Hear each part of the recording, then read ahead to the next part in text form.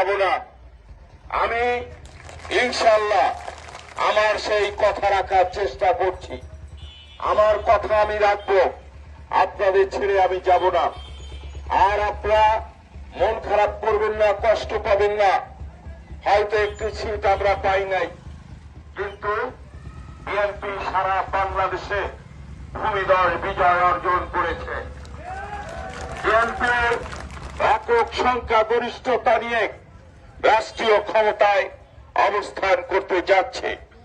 আপনারা এই এলাকার উন্নয়নে আপনাদের সকলকে সাথে নিয়ে আমরা এলাকার উন্নয়ন সম্পন্ন করব এবং আমার সনাতনী ধর্মাবলম্বী ভাইদের বলে যাই, আপনাদের কথা দিয়েছিলাম আপনাদের কোনো বিপদ আপদ সবকিছুতে আপনাদের পাশে আমরা থাকব।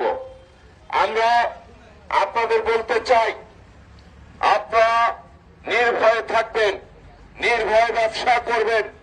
আমার কোন দলের লোক আপনাদের কাছে চাঁদাবাজি করলে বা ভয় দেখালে বা বাইরের কেউ যে কেউ চাঁদাবাজি বা ভয় দেখালে আপনারা অবশ্যই আমাকে বলবেন, মুখ বন্ধ করে রাখবেন না। আপনাদের মন খোলাভাবে বলতে হবে, তাদের বিরুদ্ধে সাংগঠনিক এবং আইনগত ব্যবস্থা আমরা গ্রহণ করব। এবং আমার নেতা কর্মীদের বলবো, আপনাদের ধৈর্য ধারণ করতে হবে। ধৈর্যের সাথে আমাদের এই পরিস্থিতির মোকাবেলা করতে হবে। কারোর সঙ্গে মারামারি, হানাহানি, কোন প্রকার উস্কানিমূলক কর্মকাণ্ডে আমার দলের নেতা কর্মী যুক্ত হবে না বলে আমি বিশ্বাস করি এবং আস্থা রাখি। সবাই এই কাজটি করবে। কেউ কোন প্রকার গল্প বলে কোন প্রকার মারামারি হানাহানিতে জড়াবেন না। সবাই ভালো থাকবেন।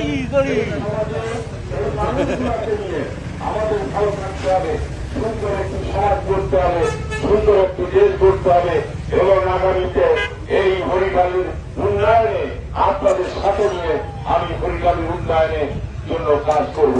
ধন্যবাদ আমার সকল হরিগালিবাসীকে। আল্লাহ হাফেজ, দেখা হবে আবার।